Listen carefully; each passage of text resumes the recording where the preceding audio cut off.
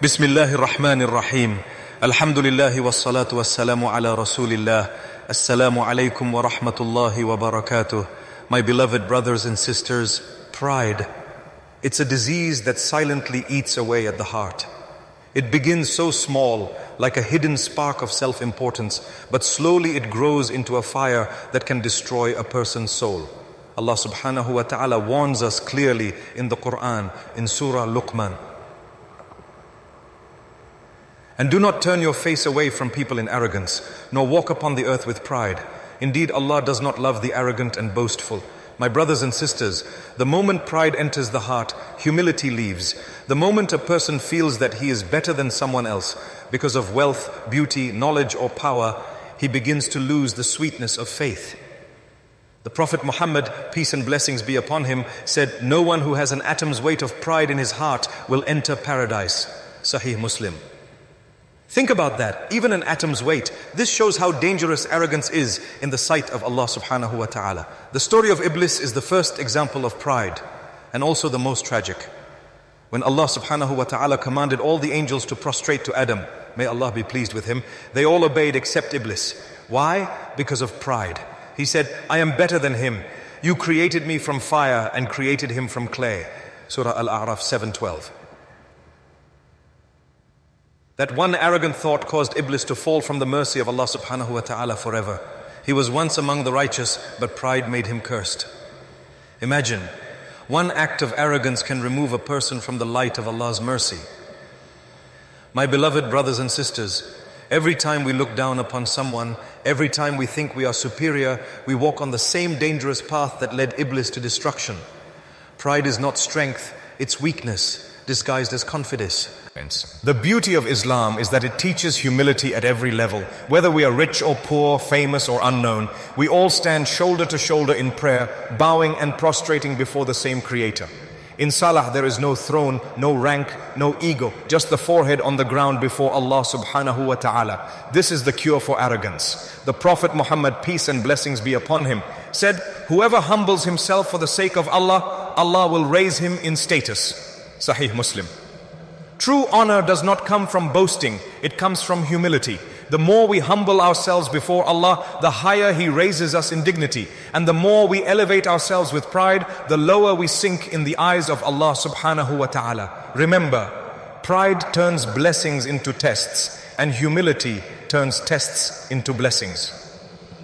Arrogance can appear in many hidden forms. Sometimes it's in our speech, when we cut others off, when we speak as if our opinion is the only one that matters. Sometimes it's in our behavior, when we walk with our heads high, ignoring those below us. And sometimes it's spiritual, when a person believes his worship makes him better than others. My brothers and sisters, these are all traps of shaitan. He loves when we feel superior.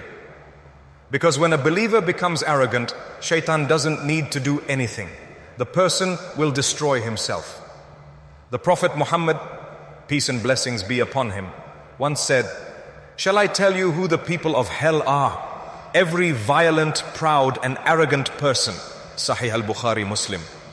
So the moment we feel pride rising inside, we must remind ourselves, every breath, every blessing, every success we have is only by the mercy of Allah Subhanahu wa ta'ala.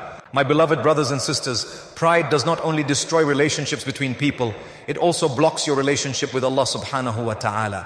When a person's heart is filled with arrogance, there is no room left for sincerity or gratitude. You begin to forget that everything you have, your health, your wealth, your intellect, your success, is not your achievement, but a gift from Allah Subhanahu wa ta'ala. In Surah An-Nahl, Allah reminds us, "And whatever you have of favor, it is from Allah." Every blessing we have is borrowed, not owned. But when pride takes over, we start to say, "I did this, I earned this, I deserve this." That's when the blessings begin to slip away, because Allah does not share His glory with the arrogant. Gratitude invites more, but pride removes barakah. There was once a man mentioned in the Qur'an, Qarun, who lived during the time of Prophet Musa. May Allah be pleased with him. Allah Subhanahu wa ta'ala gave him immense wealth, treasures so heavy that even a group of strong men could barely carry the keys. But pride corrupted his heart. He said, "I was given this because of the knowledge I have." Surah Al-Qasas 28:78. He forgot that the giver of wealth is Allah Subhanahu wa ta'ala, not himself. And what happened? Allah caused the earth to swallow him and his home. A terrifying end for someone who let pride blind him. This is not just a story, it's a divine warning for all of us. When pride enters, destruction follows. Arrogance also makes us blind to our own faults. When we see others' mistakes but ignore our own, that's a sign of pride. When we think we're always right, that's a sign of pride. The Prophet Muhammad, peace and blessings be upon him, defined arrogance beautifully when he said, arrogance is rejecting the truth and looking down on people. Sahih Muslim. Subhanallah, it's not about the clothes you wear or the car you drive, it's about your attitude. You can wear the most humble clothes and still be arrogant, or you can be wealthy and still be humble. It's the heart that matters. A person who is truly humble accepts correction, admits mistakes, and treats everyone with respect, from the poorest laborer to the richest man, because they know the one who kneels before Allah Subhanahu wa ta'ala will never have to bow before anyone else. One of the most beautiful examples of humility was our beloved Prophet Muhammad, peace and blessings be upon him. Despite being the greatest of all creation, the most honored messenger, the mercy to mankind, he lived simply, walked among the poor, ate with his companions, and mended his own clothes. Once a man came to him trembling out of respect, and the Prophet said, "Calm down, I am not a king. I am only the son of a woman who used to eat dried meat." Sunan Ibn Majah. Allahu Akbar. What a lesson in humility. He taught us that true greatness comes from serving others, not ruling them. And yet today, many of us look down on others for the most trivial reasons. Their job, their clothes, their accent, their background. My dear brothers and sisters, humility is the crown of a believer. If the Prophet, the best of mankind, was humble, then who are we to feel pride? My beloved brothers and sisters, when we humble ourselves, we invite the mercy of Allah Subhanahu wa ta'ala into our lives. The arrogant heart is like a mountain. Nothing enters it. But a humble heart is like the soil. It receives the rain of Allah's mercy and grows in beauty. The Prophet Muhammad, peace and blessings be upon him, once said, "No one humbles himself before Allah except that Allah raises him in rank." Sahih Muslim. Humility is not weakness. It is strength in disguise. It means you are strong enough to lower your ego, to forgive others, to say sorry, and to accept the truth. When you choose humility, Allah Subhanahu wa ta'ala fills your heart with peace. But when you choose pride, your peace disappears, your relationships suffer, and your soul becomes restless. Remember, pride doesn't make you big, it only makes your fall harder. Sometimes pride hides behind the mask of religion. Yes, even in acts of worship, a person can fall into arrogance. When someone prays or gives charity and then feels superior to others, that is also pride. It's like poison wrapped in gold. The scholars of Islam have always warned against ujub, self-admiration, which is a subtle form of arrogance. A true believer doesn't look at how much he has done. He looks at how much mercy he still needs from Allah Subhanahu wa ta'ala.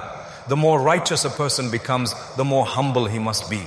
Imam Al-Ghazali once said, "The moment you think you are better than someone else, that is the moment you have fallen." Let that sink in. True worship should make us softer, not prouder. In the end, pride will destroy everything it touches. Nations have fallen because of arrogance. Kings have lost their thrones, scholars have lost their honor, families have broken apart, all because someone refused to say, "I was wrong." Even in our daily lives, pride stops us from apologizing, from forgiving, from loving sincerely. But when you drop your pride for the sake of Allah Subhanahu wa ta'ala, you rise in ways you could never imagine. The world might see humility as weakness, but in reality, it's the greatest form of strength. Allah says in Surah Al-Furqan, "And the servants of the Most Merciful are those who walk upon the earth humbly." That's how Allah describes His true servants, not the proud, not the loud, but the humble. Because the closer you get to Allah, the smaller your ego becomes. So my dear brothers and sisters, let us cleanse our hearts from pride before it cleanses us from faith. Let us walk humbly on this earth, speak softly, listen more, and remember that no one is greater than another, except in piety and righteousness. The Prophet Muhammad, peace and blessings be upon him, said, "Allah has revealed to me that you must be humble so that no one oppresses another or boasts over another." Sahih Muslim.